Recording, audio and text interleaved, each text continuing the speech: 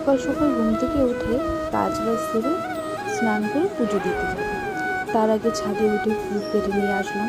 আর গাছে এত ফুল হয়েছে মানে সব ফুল দেখানোই সম্ভব হচ্ছে না, তাও অনেক ফুল দেখেছি। এই লাল দুটো ফুল সব থেকে বড়, খুবই ভালো লাগে। আর ফুল তুলে আসন ভরে পুজো দিতে কার না ভালো লাগে।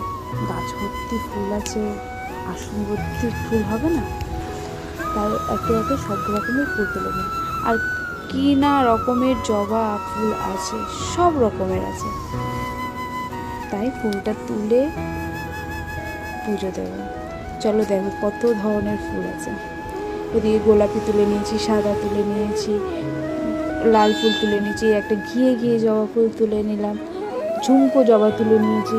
এখন এমনি 5 পাপড়ির লাল জবা ফুল তুলব।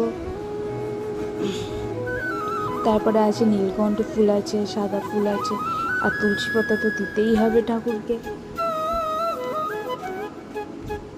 তো তাড়াতাড়ি এরকম ভিডিও দেখতে গেলে, ভিডিও পেতে গেলে আমার চ্যানেলটাকে সাবস্ক্রাইব করে দিও।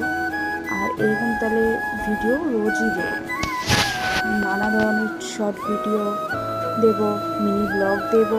তোমরা আমার পাশে থেকো, সাথে থেকো, আমারও খুব ভালো লাগবে। আর তোমাদেরও এরকম ভিডিও দেখতে তোমাদেরও খুব ভালো লাগবে।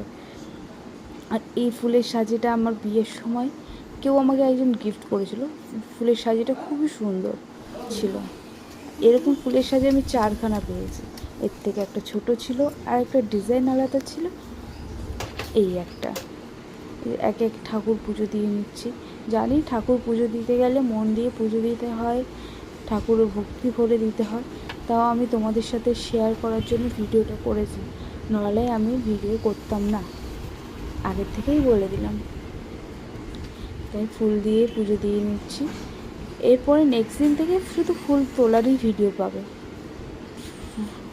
আর পুজো দেওয়ার পরে ঠাকুরের প্রসাদ ঠাকুর গ্রহণ করার পরে আমি তোমাদেরকে ফটো তুলে পাঠাবো, তখন দেখাবো যে আমি কীভাবে ঠাকুরের আসনটাকে ফুল দিয়ে সাজালাম।